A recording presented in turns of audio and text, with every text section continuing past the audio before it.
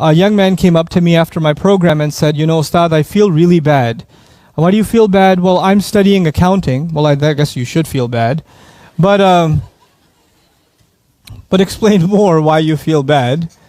But he feels bad because he wants to be studying deen instead. And instead he's studying accounting, which is dunya.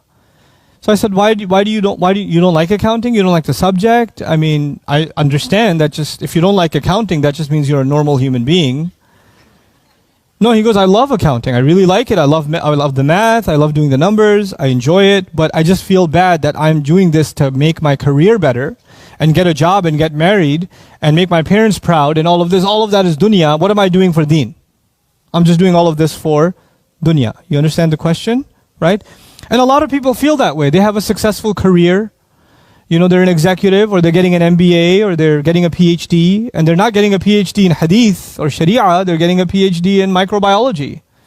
They're getting a PhD in psychology. They're getting a PhD in history, something. And they're like, well, this is just worldly, it has nothing to do with my afterlife. The way the Quran shatters this unfortunate concept, by the way, this concept is a new concept. This is not an old concept. This is a new development. It's a result of secularism. And the idea of secularism is to separate the worlds of morality and education from the rest of life. So your spiritual life and your moral life and it should be one thing, and education and public sphere, everything else should be separated. Those two worlds should not coexist together. Okay? So who you are at business and who you are at the masjid are two different things. This is business. Don't bring the masjid into this. Or this is a university. Don't bring religion into this. Or for example, you'll have companies, even in the Muslim world, sometimes you have, for example, American companies. And America is known for freedom of speech, but only in America. It's known for some freedom of speech. When they said they'll set up a company somewhere in like the Arab world somewhere, and they'll create a compound. Inside the compound, you pretend you're in America. And inside that compound, you can't talk about your religion. What? And you can't really openly pray, and you can't really do this, or you can't really... Wait, what is it? Wow. I thought freedom of expression, freedom of speech, you could do whatever you want. No, not inside this compound. We don't tolerate religious discussions here. Really?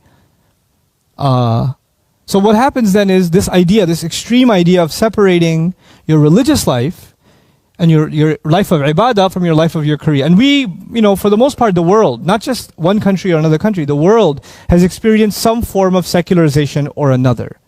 So the way that the average Muslim is secularized, even if they're raised in a Muslim country, even if they heard adhan their entire life, even if whether they're in Pakistan or they're here or they're in Bangladesh or they're in Australia or they're in America, it doesn't matter.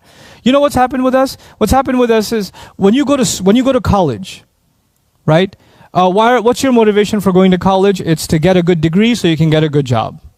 That's your motivation, which of course equals dunya, right? But then you have this guilt, I'm going to do all these things for my dunya, I've become a techie, I've become a programmer, I've become a doctor, I've become an architect, but I haven't done anything for my dunya. Now I need to make some time for salah, I need to do hajj, I need to start learning some Arabic, memorize Quran, I need to start taking care of my deen. Right? So what happens is people swing one way, then they swing the other way. And then a lot of people quit their career. They just quit their career. I just want to do something for Islam. I don't want my career anymore. Forget it. So Allah says, وَلَا يَأْبَ كَاتِبٌ. No writer should refuse. أَنْ يَكْتُبَ, to write things down. Now this is the part that really gets me. كَمَا عَلَّمَهُ اللَّهُ فَلْيَكْتُبْ. No writer should refuse writing things down just as Allah had taught him. So he should write it down. Wait, He didn't learn from the Prophet. He didn't learn from the angel Jibreel. He learned from some place how to write. Some other place.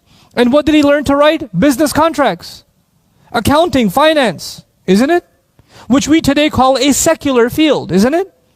And Allah's language is the way Allah taught him. كَمَا عَلَّمَهُ اللَّهُ.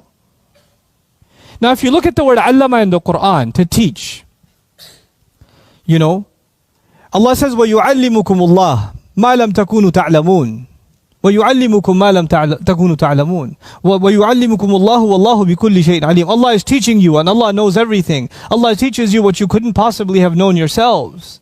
Allah says, "Allama al-Quran."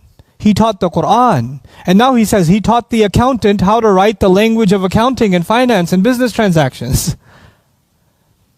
He on the one hand talks about He taught revelation, and now He's talking about teaching business agreements. Why? Because Allah is now making all knowledge, all human knowledge, so long as it benefits society in some way, all of it is sacred to Allah. Knowledge itself is sacred to Allah, and He takes credit for it Himself. You may have learned from your teacher. You may have learned, for example, the language of science from your teacher, who may have learned it from his teacher, who may have learned it from his teacher. And you keep going further back, and you're going to end up at the first human being, Adam alayhi salam. And Adam alayhi salam did not know any words until Allah taught him names for all things. Allama Adam al-asma. And that's the view we have to have of our education and our experiences. No experience is a waste. No learning is a waste. No job is a waste. It's a waste when you don't make advantage of it. When you don't take advantage of it. Everything Allah will give you is an opportunity. And you have to use that opportunity for something better, something good. So long as you're doing that, you're good. Don't get caught up in this deen versus dunya thing.